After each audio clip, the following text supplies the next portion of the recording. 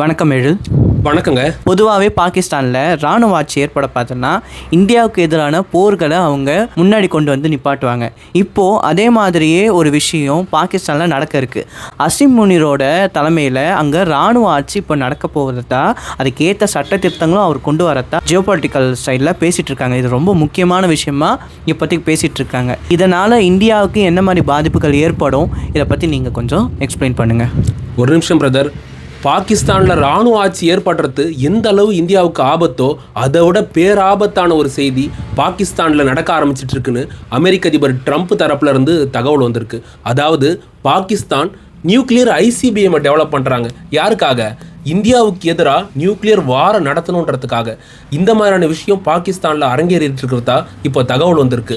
என்னதான் பாகிஸ்தானில் நடந்துட்டு இருக்கு, வாங்க வீடியோக்குள்ளே போய் பார்க்கலாம். நம்ம சேனலில் கொடுக்குற தகவல் எல்லாம் நிறைய ஆர்டிகல்ஸ் மூலமாக திரட்டி தான் நம்ம கொடுத்துட்ருக்கோம். நம்ம சேனலை அடுத்தடுத்து வர வீடியோஸ் நீங்கள் தொடர்ந்து பார்க்குறதுக்கு நம்ம சேனல் ஏஐடி ஜியோபொலிட்டிக்கல் சேனல் மறக்காமல் சப்ஸ்கிரைப் பண்ணிக்கோங்க. உங்கள் ஃப்ரெண்ட்ஸ் அண்ட் ஃபேமிலிக்கும் ஷேர் பண்ணுங்கள். நான் சொன்னேன்லங்க, ஆபத்தான நிகழ்வு பாகிஸ்தானில் அரங்கேறிட்டு இருக்குதுன்னு. அது என்னன்னா, பாகிஸ்தானும் ஒரு நியூக்ளியர் வெப்பனைஸ்டு கண்ட்ரி. உங்களுக்கும் அது தெரிஞ்சிருக்கும். பக்கத்தில் இருக்க நம்ம நாடு மட்டும் இல்லை, சீனாவுமே நியூக்ளியர் வெப்பனைஸ்டு கண்ட்ரி. உலகத்தில் பக்கத்தில் நியூக்ளியர் வெப்பனைஸ்டு கண்ட்ரிங்க இருக்குதுன்னா அது இந்த ஏஷியன் காண்டினென்ட்டில் தான். இந்தியா, பாகிஸ்தான், சீனா 3 நாடுகளுமே நியூக்ளியர் வெப்பனைஸ்டு கண்ட்ரிஸாக தான் இருக்காங்க. இப்போது பாகிஸ்தானோட கை குலுக்கி அதிகமாக உறவு வச்சுட்டு இருக்கிறது யாருன்னா அமெரிக்க அதிபர் ட்ரம்ப்பாக தான் இருக்கார். இந்தியாவை கொஞ்சம் ஓரமாக தள்ளி வச்சுட்டு பாகிஸ்தான் பக்கம் ட்ரம்ப் சாஞ்சிக்கிட்டு இருக்காரு. அதுக்கு அவர் பல கணக்கு போட்டு வச்சுருக்காரு.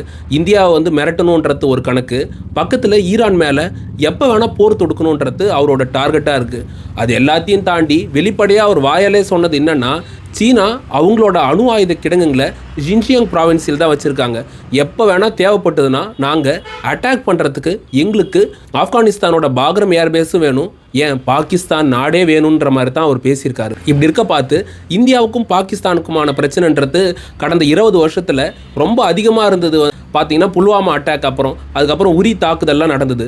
இப்போ ரீசெண்டாக எந்த பிரச்சனையும் இல்லாமல் தான் இருந்தது. அதாவது அசீம் முனீர் காஷ்மீர் விவகாரத்தை பற்றி பேசாத வரைக்கும் கடந்த ஏப்ரல் மாதத்தப்போ அசீம் முனீர் அவங்க நாட்டில் நடந்த ஒரு ஃபங்க்ஷனில் வச்சு காஷ்மீரை எக்காரணத்தை கொண்டு நாங்கள் விட்டு கொடுக்க மாட்டோம், காஷ்மீருக்காக இது வரைக்கும் 3 காஷ்மீர் வார் நடத்தியிருக்க நாங்கள் இன்னும் எத்தனை காஷ்மீர் போர் வேணால் நடத்துவோம், இந்தியா கிட்டேருந்து காஷ்மீரை கைப்பற்றுவோன்ற மாதிரி அவர் பேசி வச்சுருந்தார். அவர் பேசின சில நாட்கள்லேயே பகல்காம் தாக்குதலும் அரங்கேறிச்சு காஷ்மீரில். அதுக்கப்புறம் என்ன நடந்ததுன்றது உங்களுக்கே நல்லாவே தெரிஞ்சிருக்கும். இந்தியாவுக்கும் பாகிஸ்தானுக்கும் நடுவில் 4 நாள் போர் நடந்ததுங்க. ஏறத்தாழ ஆப்ரேஷன் சிந்தூர் அப்போ ஒவ்வொரு நாளுமே பாகிஸ்தான் இந்தியாவோட நகரங்களாக இருக்க ராஜஸ்தான், பஞ்சாப், ஹரியானா, காஷ்மீர் வரைக்கும் 4 மாநிலங்களை டார்கெட் பண்ணி தொடர்ந்து 300-350 ட்ரோன்ஸுங்க, அதோடு சேர்த்து சீனா கிட்டேருந்து வாங்கி வச்சுருந்த PL-15 மிசைல்ஸுமே இந்தியாவுக்கு எதிராக ஏவி இருந்தாங்க. இந்தியா அந்த எல்லா மிசைல்ஸுங்க, ட்ரோன்ஸுங்க எல்லாத்தையும் ரஷ்யா நம்மளுக்கு கொடுத்து வச்சுருக்க S-400 வச்சு வானத்திலே அடித்து காலி பண்ணிட்டாங்க. இப்படி இருக்கும்போது இப்போது பாகிஸ்தான் இந்த போர் நடந்து முடிஞ்சதுக்கப்புறம் அவங்களோட நகர்வுங்க எப்படி இருக்குன்னு நம்ம ஒவ்வொன்றா நம்ம அடுத்தடுத்து பார்க்கலாம். பாகிஸ்தானில் இராணுவ தளபதியாக வந்த அசீம் முனீர் அந்த கவர்மெண்ட்டை கொஞ்சம் கொஞ்சமாக அவர் கட்டுப்பாட்டுக்கு கொண்டு வர ஆரம்பிச்சிட்டாரு. பாகிஸ்தானை பொறுத்த வரைக்கும் என்னதான் ஒரு பொலிட்டிக்கல் கவர்மெண்ட் இருந்தாலும் அங்கே எப்பவுமே இராணுவம் தான் அந்த அரசாங்கத்தை கட்டுப்படுத்துவாங்க. அசீம் முனீர் இந்த போர் முடிஞ்சதுக்கப்புறம் நாம் போரில் தோத்துட்டோன்றத பாகிஸ்தான் மக்களுக்கு நம்ப வைக்கக்கூடாதுன்றதுக்காக, இந்தியாவை நாங்கள் ஜெயிச்சிட்டோம், போரில் நாம் தான் வெற்றி அடைஞ்சோன்றதை காட்டிக்கிறதுக்காக, பாகிஸ்தான் மக்களை நம்ப வைக்கணுன்றதுக்காகவே ஃபீல்டு மார்ஷல் அப்படின்னு ஒரு புது பதவியை உருவாக்க சொல்லி அந்த பதவியை அவர் ஏற்றுக்கிட்ட மாதிரி ஒரு வித்தையை ஒன்று காட்டினாங்க. அதை முடித்த கையோட அசீம் முனீர் இந்தியாவுக்கு எதிராக அடுத்த கட்ட போர் நடத்தணும், அதை 2026க்குள்ளாரே நடத்தணுன்றது அவரோட திட்டமாக இருக்குது.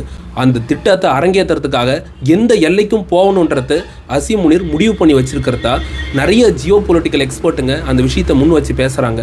அவங்க பேசுகிறது வெறும் வாய் வார்த்தையாக இல்லைங்க, அடுத்தடுத்து நடந்துக்கிட்டு இருக்குது. திரை மறைவில் இந்தியாவும் பாகிஸ்தானும் அடுத்த போரை நோக்கி போயிட்டு இருக்காங்கன்றது தான் உண்மையாக இருக்குது ஃப்ரெண்ட்ஸ். எழில், நீங்கள் சொன்னீங்க இப்போ அமெரிக்காவும் பாகிஸ்தானும் கூட்டாளியாக இருந்துட்டு இருக்காங்கன்னு. ஆனால் சமீபத்தில் கூட இஸ்ரேலும் அமெரிக்காவுக்கும் என்ன மாதிரி ரிலேஷன்ஷிப் இருக்குன்னு நமக்கு தெரியும். அமெரிக்கா தரப்புல இருந்து தான் இந்தியாவுக்கு எதிராக பாகிஸ்தான் பண்ணக்கூடிய ஒரு சில கெட்ட காரியங்களை வெளியே விட்டுருக்காங்கன்ட்டு ஜியோபொலிட்டிக்கல் எக்ஸ்பர்ட்ஸும் சொல்லியிருக்காங்கன்னு சொல்கிறீங்க. இதில் அமெரிக்காவுக்கு என்ன மாதிரி ரோல் இருக்கும்? அமெரிக்கா பாகிஸ்தானோட இந்த நகரை பற்றி என்னன்னு வெளியே சொல்லியிருக்காங்க, அதை பற்றி சொல்லுங்கள். அதாவது மக்களே, 2 விஷயந்தான். பாகிஸ்தானில் ஒரு பக்கம் இராணுவ ஆட்சியை கொண்டு வரதுக்கான வேலையை அசீம் முனீர் பார்த்துட்டு இருக்காரு. அட் சேம் டைம் அமெரிக்க அதிபர் ட்ரம்ப்போட நிர்வாகத்திலிருந்து ஒரு தகவல் வெளியாயிருக்கு. அது என்னன்னா, பாகிஸ்தான் ஐசிபிஎம்மை டெவலப் பண்ணுறாங்கன்னு. அதாவது நியூக்ளியர் மிசைல். இந்தியா கிட்ட ஐசிபிஎம் இருக்குது. வேர்ல்டில் ஒரு சில கண்ட்ரிஸ் தான் ஐசிபிஎம் வச்சுருக்காங்க. அமெரிக்கா, ரஷ்யா, சீனா, இந்தியா, ஃப்ரான்ஸ், இங்கிலாந்து மாதிரியான நாடுங்க ஐசிபிஎம் வச்சிருக்கிறதுக்கு ஒரு தகுதி படைச்ச நாடுங்கிட்ட தான் அது இருக்குது. பாகிஸ்தான் இப்போதைக்கு அணு ஆயுதங்களை வச்சுருந்தாலும் அவங்ககிட்ட ஐசிபிஎம் எதுவுமே கிடையாதுங்க. பாகிஸ்தான் கிட்ட இப்போதைக்கு அபிபில், அதுக்கப்புறம் ஷாகின் 3ன்ற 2 மிசைல் இருக்குங்க. இதில் அபிபில் 2200 கிலோமீட்டர் போகும். அதுவே ஷாகின் 3 2700 கிலோமீட்டர் வரைக்கும் போய் நியூக்ளியர் அட்டாக்கை கண்டக்ட் பண்ணும். அதுவே இந்தியா கிட்ட பார்த்தீங்கன்னா அக்னி 5 இருக்குது. அக்னி 5ஆல் சீனாவை தாண்டி யூரோப் காண்டினென்ட் வரைக்கும் போக முடியும். அந்த அளவுக்கு பவர்ஃபுல்லான மிசைல் நம்மக்கிட்ட இருக்குது. அதே மாதிரி நாமளும் ஐசிபிஎம்மை டெவலப் பண்ணணும். இந்தியாவோட அடுத்த போர் ஏற்படும் போது ஒருவேளை பாகிஸ்தான் தோக்குற மாதிரியான சுச்சுவேஷன் வந்தால் அதை நியூக்ளியர் வாராக மாற்றுவோன்னு அசீம் முனீர் தொடர்ந்து பேசிக்கிட்டு இருக்காரு. அதுக்கேற்ற மாதிரி தான் இப்போ அவங்க ஐசிபிஎம்மை டெவலப் பண்ண ஆரம்பிச்சிருக்காங்க. அதுக்கு இப்போதைக்கு என்ன பேர் வச்சுருக்காங்கன்றது வெளியே வரல. அசீம் முனீர் இந்த ஐசிபிஎம்மை எதுக்காக டெவலப் பண்ணுறாருன்றது தெரிஞ்சு போச்சு. இந்த ஐசிபிஎம் டெவலப் பண்ணுறத அமெரிக்காவும் சொல்லியிருக்காங்க. பாகிஸ்தானில் ஐசிபிஎம் டெவலப் பண்ணுறது இந்தியாவுக்கு பெரிய த்ரெட்டுங்க. ஒரு காலகட்டத்தில் பாகிஸ்தான் அணு ஆயுதங்களை உருவாக்கக்கூடாதுன்னு இந்தியா கிட்ட இஸ்ரேல் கேட்டுக்கிட்டு இருந்தாங்க. இஸ்ரேலை பொறுத்த வரைக்கும் எந்த அரப் கண்ட்ரிஸும் நியூக்ளியர் வெப்பன்ஸை வச்சுருக்கிறத அவங்க விரும்புறது கிடையாது. 1970s 80sலே இந்தியா கிட்ட அவங்க என்ன கேட்டிருந்தாங்கன்னா, பாகிஸ்தானோட நியூக்ளியர் ப்ரோக்ராம் மேலே குண்டு வீசி தாக்கி அழிக்கிறதுக்கு நாங்கள் ரெடியாக தான் இருக்கோம், நீங்கள் ஒத்துழைச்சா போதுன்ற மாதிரி கேட்டிருந்தாங்க. ஆனால் அப்போ அது சாத்தியப்படலைங்க. ஏன்னா ஜியோ பொலிட்டிக்கல் சுச்சுவேஷன் அப்போ மோசமாக இருந்தது. இன்றைக்கி அவங்க ஐசிபிஎம் டெவலப் பண்ணுறத இஸ்ரேல் விரும்பவே இல்லை. இந்தியாவை பொறுத்த வரைக்கும் இந்தியா ஏர் டிஃபென்ஸ் சிஸ்டத்தை வச்சுருக்காங்க. ஏன்னா இந்தியா கிட்ட AD-1 AD-2ன்ற 2 ஏர் டிஃபென்ஸ் சிஸ்டம் இருக்குது. இந்த பேலஸ்டிக் மிசைல் ஏர் டிஃபென்ஸ் சிஸ்டத்து மூலமாக பாகிஸ்தான் ஐசிபிஎம்மே ஏவனாலும் நாம் அதை வானத்திலே அடித்து காலி பண்ண முடியும்.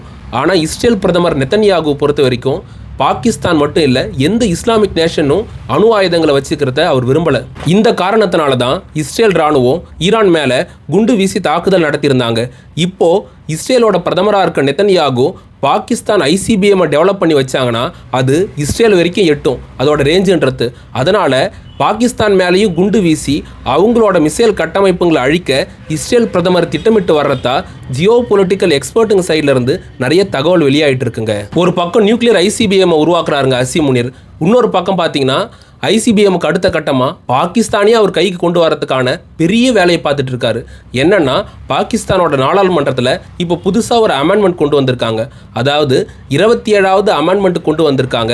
அந்த 27வது அமெண்ட்மெண்ட் என்ன சொல்லுதுன்னா, பாகிஸ்தானோட இராணுவத்தில் முழு அதிகாரம் கொண்ட நபராக அசீம் முனீர் தான் இருப்பாராம். இது மட்டும் இல்லை, பாகிஸ்தானோட அணு ஆயுதம், வெளியுறவு, போரில் எல்லா முடிவுகளையும் அவர் மட்டும்தான் எடுப்பாருன்ற மாதிரி புதுசாக மாற்றம் கொண்டு வந்திருக்காங்க. என்னதான் பொலிட்டிக்கல் பாடி அங்கே பாகிஸ்தானில் இருந்தாலும் உங்களுக்கே தெரிஞ்ச விஷயந்தான், பாகிஸ்தானில் இராணுவம் தான் ஏற்கனவே அவங்க கையில் வச்சுருப்பாங்க. அதை மறைமுகமாக சட்டப்பூர்வமாக கொண்டு வரணுன்ற மாதிரி அசீம் முனீர் இந்த வேலையை பார்த்துருக்காரு. இதெல்லாம் அசீம் முனீர் பண்ணுறது மூலமாக ஒரு பக்கம் இராணுவ ஆட்சி கொண்டு வரத்துக்கு ஸ்ட்ரெயிட்டாக கொண்டு வர முடியாது. கொண்டு வந்தால் IMFல கடலாம் வாங்க முடியாதுங்க பாகிஸ்தானால். இப்போ என்ன தான் பாகிஸ்தான் இந்தியாவோட பிரச்சனை பண்ணிட்டு இருந்தாலும் ட்ரம்ப் இருக்கிறதுனால அவங்க IMFல கடன் வாங்கிட்டு இருக்காங்க. உங்களுக்கு நான் என்ன சொல்ல வரேன்னு புரிஞ்சிருக்கோம். இப்போ அதே மாதிரி அசீம் முனீர் இராணுவ ஆட்சி வெளிப்படையாக கொண்டு வர முடியாது. அதான் மறைமுகமாக ஒரு சட்ட திருத்தம் மூலமாக கொண்டு வராரு. இதை கொண்டு வரது மூலமாக சீக்கிரமாகவே இந்தியாவுக்கு எதிராக போர் நடத்தணுன்றது அவரோட திட்டமாக இருக்குது.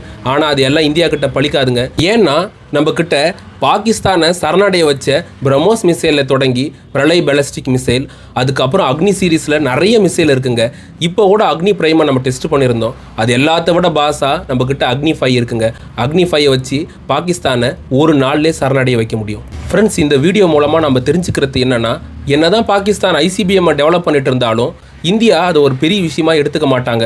லெஃப்ட் ஹேண்டில் தான் டீல் பண்ணுவாங்க. அமெரிக்கா பாகிஸ்தான் ஐசிபிஎம் டெவலப் பண்ணுறதா சொல்லியிருக்காங்க. அது மட்டும் இல்லாமல் பாகிஸ்தானில் இராணுவ ஆட்சி ஏற்படுறதா தகவல் வந்திருக்கு. இதாங்க இந்த வீடியோவோட ஓவராலான இன்ஃபர்மேஷன். பாகிஸ்தான் இராணுவம் வேணா இந்தியாவை எதிரியாக கூட நினைக்கலாங்க. ஆனால் இந்தியா என்றைக்கும் பாகிஸ்தான் மக்களை ஒரு எதிரியாக நினச்சது கிடையாது. இந்தியா பாகிஸ்தான் மக்கள் வளர்ச்சி அடையணும், அவங்க எல்லா வகையிலும் நல்லா இருக்கணும்னு தான் நினைக்கிறாங்க. இது மட்டும் இல்லைங்க, உலகத்தில் எந்த ஒரு இடத்துல என்ன பாதிப்பு ஏற்பட்டாலும் முதல்ல கண்ணீர் சிந்துறது இந்தியர்களாக தாங்க இருக்காங்க. இந்தியர்களுக்கு இயல்பாகவே மனிதநேயம் அதிகங்க. இப்போ நான் உலக தலைவர்களுக்கு முக்கியமாக சொல்லிக்கிறது என்னன்னா, இப்போ நீங்கள் நடத்திக்கிட்டு இருக்க போருங்க எல்லாத்தையும் கைவிட்டுட்டு மக்களுக்கு அடிப்படை தேவையாக இருக்க கல்வி, மருத்துவம், உணவு, இருப்பிடத்துக்கு முக்கியத்துவம் கொடுக்கணுங்க. இது வரைக்கும் வீடியோவை பொறுமையாக பார்த்ததுக்கு ரொம்ப நன்றிங்க. அடுத்து ஒரு டிஃபென்ஸ் ஜியோ பாலிட்டிக்ஸ் தகவலோட உங்களை சந்திக்கிறேன். அது வரைக்கும் உங்ககிட்ட இருந்து விடை பெறுவது எழில்.